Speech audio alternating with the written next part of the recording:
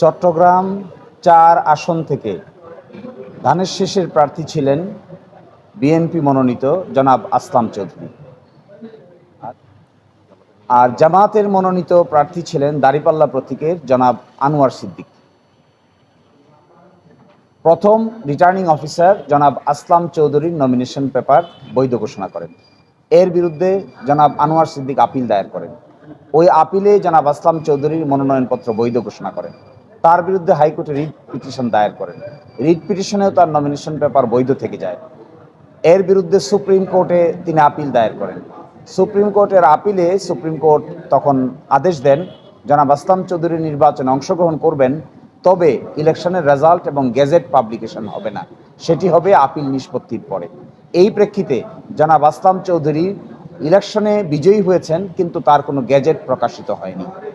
আজকে সেই মামলার পূর্ণাঙ্গ রায় হলো। এই রায় অনুযায়ী জনাব আসলাম চৌধুরীকে আমাদের সর্বোচ্চ আদালত অযোগ্য ঘোষণা করেছেন, অর্থাৎ তিনি ঋণ খেলাপি হিসেবে নির্বাচনে অংশগ্রহণ করতে পারবেন না। এই ঋণ খেলাপি হিসেবে যেহেতু তিনি নির্বাচনে অংশগ্রহণ করতে পারবেন না, এই জন্য আজকে তার প্রার্থিতাকে বাতিল করে দেওয়া হয়েছে। ফলশ্রুতিতে এই আসনে আর কোনো গেজেট প্রকাশিত হবে না, ইলেকশন গেজেট প্রকাশিত হবে না। পরবর্তীতে কি হবে, এই প্রেক্ষিতে মাননীয় আপিল বিভাগ পূর্ণাঙ্গ রায়ে দিক নির্দেশনা দিবেন। এরই আলোকে নির্বাচন কমিশনার পরবর্তী পদক্ষেপ গ্রহণ করবেন। তবে সাধারণত দেখা যায়, যদি কোনো আসনে প্রধানতম যিনি থাকেন তিনি অযোগ্য হয়ে যান, তাহলে দ্বিতীয় প্রধানতম যিনি থাকেন তিনিই পরবর্তীতে যোগ্য হিসেবে বিবেচিত হন। জনাব আনোয়ার সিদ্দিক তিনি দ্বিতীয় সর্বোচ্চ ভোট পেয়েছেন। যিনি প্রথম সর্বোচ্চ ভোট পেয়েছিলেন তার প্রার্থিতা যেহেতু অবৈধ ঘোষণা হয়ে গেছে, সুতরাং দ্বিতীয় সর্বোচ্চ ভোট পেয়েছেন জনাব আনোয়ার সিদ্দিক।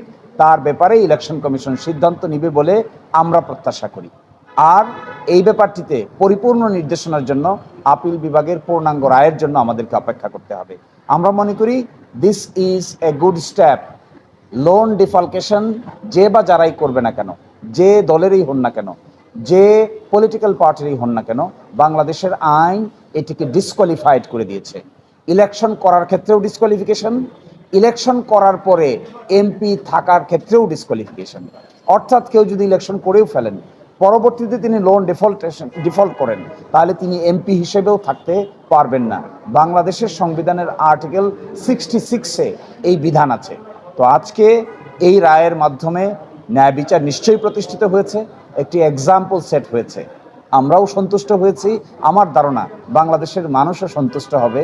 প্রকৃত অর্থে আসলে কেউই চায় না লোন যারা ডিফল্ট করবেন, লোন যারা খেলাপি হবেন, তারা যেন ইলেকশনে অংশগ্রহণ করতে না পারে, কিংবা অংশগ্রহণ করলেও সদস্য থাকতে না পারে। এই ব্যাপারটিতে বাংলাদেশের মানুষ আমার ধারণা সকলেই একমত পোষণ করবেন। তো বাংলাদেশের এরকম একটি আইন আজকে উচ্চকিত হলো। মাননীয় আপিল বিভাগ এই আইনটিকে যথেষ্টভাবে আজকে ব্যাখ্যা বিশ্লেষণ করে রায় দিলেন। আমরা সকলে সন্তুষ্টি প্রকাশ করছি।